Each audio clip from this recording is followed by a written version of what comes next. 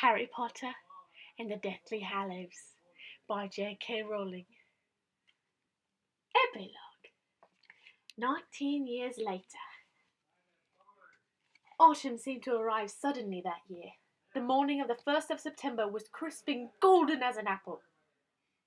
And as the little family bobbed across the rumbling road toward the great sooty station, the fumes of car exhaust and the breath of pedestrians sparkled like cobwebs in the cold air.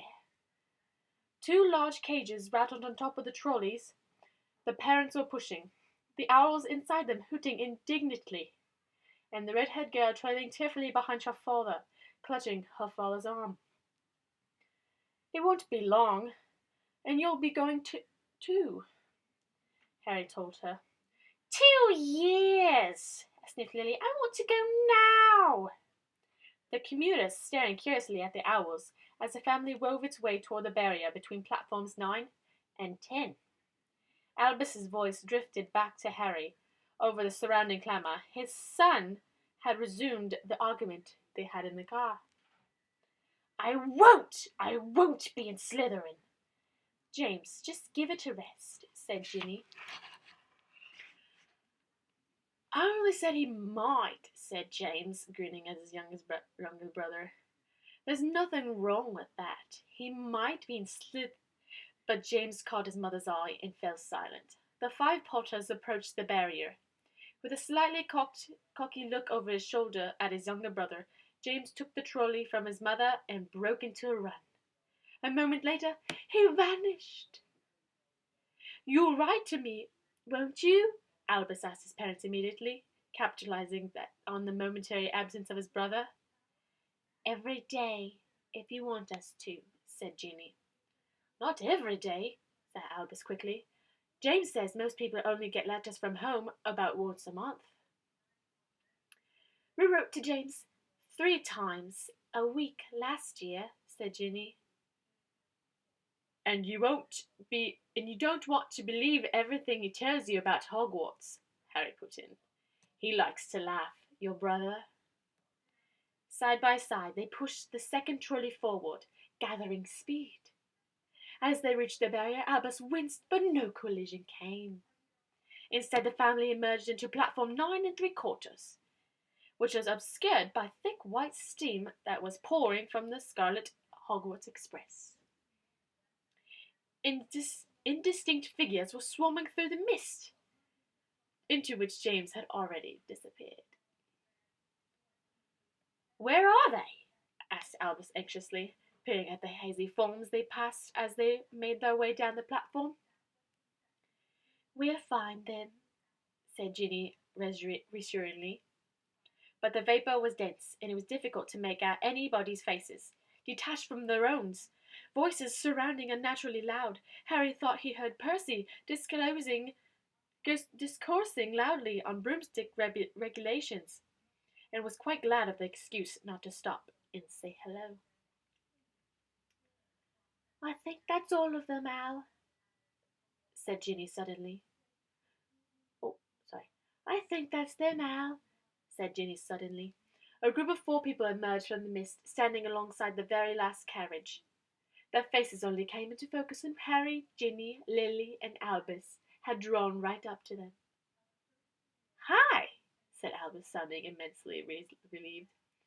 Rose was already wearing brand new Hogwarts robes, beaming at him. "Parked all right then?" Ron asked Harry. "I did. Hermione didn't believe I could pass a Muggle driving test, did ya? She thought I had a confound the examiner." "No, I didn't," said Hermione. "I had complete faith in you. As a matter of fact, I did confront him," Ron whispered to Harry as together they lifted Albus's trunk and Owl into the train.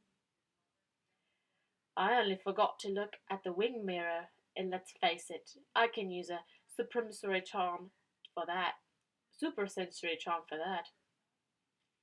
Back on the platform, they found Lily and Hugo, Rose's younger brother, having an animated discussion about which house they would be sorted into when they finally went to Hogwarts.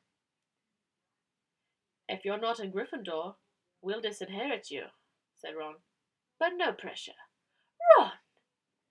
Lily and Hugo laughed, but Albus and Rose looked solemn. He doesn't mean it, said Hermione and Ginny, but Ron was no longer paying attention, catching Harry's eye. He nodded comfortingly to a point some 50 yards away. The steam thinned for a moment, and 3 people stood in sharp relief against the shifting mist. Look who it is! Draco Malfoy was standing there, and his wife and son, a dark coat buttoned up to his throat. His hair was receding somehow, or somewhat, which emphasized the pointed chin. The new boy resembled Draco as much as Albus resembled Harry. Draco caught sight of Harry, Ron, Hermione, and Jimmy staring at him, nodded curtingly, and turned away. So that's Scorpius, said Ron under his breath. Make sure you beat him in every test, Rosie. Thank God you inherited your mother's brains. Ron, for heaven's sake, said Hermione, having stirred, half amused. Don't try to turn them against each other before they even started school. You're right. Sorry, said Ron, but unable to help himself, he added, Don't get too friendly with him, though, Rosie.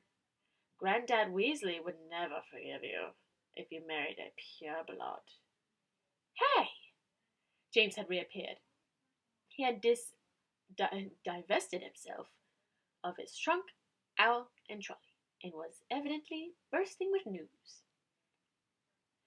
Teddy's back there, he says, breathlessly pointing over his shoulder to the billowing clouds of steam. Just seen him. And guess what he's doing? Snogging Victory. He gazed up at the adults, evidently disappointed by the lack of reaction. Our Teddy?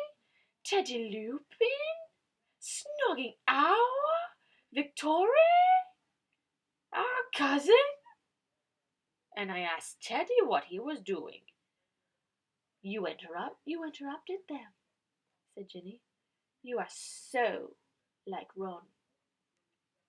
And he said he'd come to see her off, and then he told me to go away. He's snogging her, James added, as though worried he had not made himself clear. Oh, it would be lovely if they got married, whispered Lily excitingly. Teddy would really be a part of the family then. He already comes around for dinner about 4 times a week, said Harry. Why don't we just invite him to live with us? Have done with it. Yeah, said James enthusiastically. I don't mind sharing with Al. Teddy could have my room. No, said Harry firmly. You and Al will share a room, only when I want the house demolished. He checked the battered old watch that he had once been Fabian Pruett's. It's nearly 11, you better get on board. Don't forget to give Neville our love, Ginny told James as she hugged him. Mum, I can't give Professor love. But you know, Neville. James just rolled his eyes. Outside, yeah, but school he's Professor Longbottom, isn't he? I can't walk to herbology without giving him love.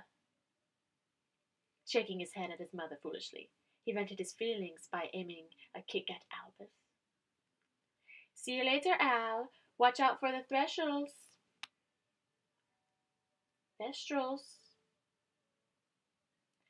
I thought they were invisible. You said they were invisible. But James merely laughed, permitting his mother to kiss him, gave his father a fleeting hug, then leapt onto the rapidly filling train. They saw him wave, and sprinting away up the corridor to find his friends. Thestrals are nothing to worry about, Harry told Albus. They're gentle things. There's nothing scary about them anyway. You won't be going up to school in the carriages. You'll be going on the boats. Ginny kissed Albus goodbye. See you at Christmas. Bye, Al, said Harry, his son hugging him. Don't forget Hagrid's invited you to tea next Friday. Don't mess with Peeves. Don't duel anyone until you've learned how. And don't let James wind you up. What if I'm in Slytherin? The whisper was for his father alone, and Harry knew the only moment of departure could he have forced Albus to reveal how great and sincere that fear was. Harry crouched down so that Albus's face was slightly above his own. Alone of Harry's 3 children, Albus inherited Lily's eyes. Albus Severus, Harry said quietly, so that nobody but Ginny could hear, and he was tactful enough to pretend he was waving to Rose, who was now on the train. You are named for 2 headmasters of Hogwarts. One of them was Slytherin, and he was probably the bravest man I ever knew. But just say, then Slytherin House will have gained an excellent student, won't it? It doesn't matter us, Al. But if it matters you, you'll be able to choose Gryffindor over Slytherin. The sorting hat takes your choice into account. Really? It did for me, said Harry. He had never told any of his kids that before.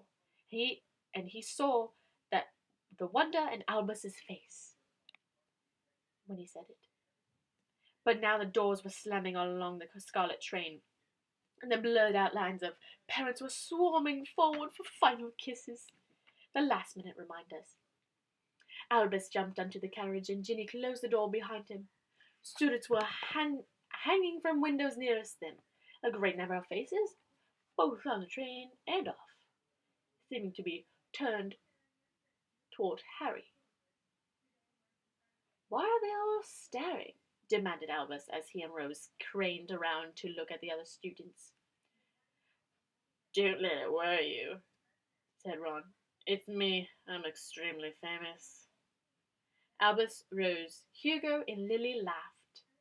The train began to move, and Harry walked alongside it, watching his son's thin face, already blazing with excitement. Harry kept smiling and waving, even though it was a little bereavement, watching his son glide away from him. The last trance of steam evaporated in the autumn air. The train rounded a corner. Harry's hand was still raised in farewell. He'll be all right, murmured Ginny. As Harry looked at her, he lowered his hand absent-mindedly and touched a lightning scar on his forehead. I know he will. The scar had not pained Harry for 19 years. All was well.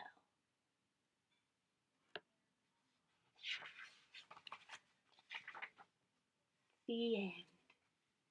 And then Voldemort popped out of the corner and yelled, "Happy birthday, Zachary!"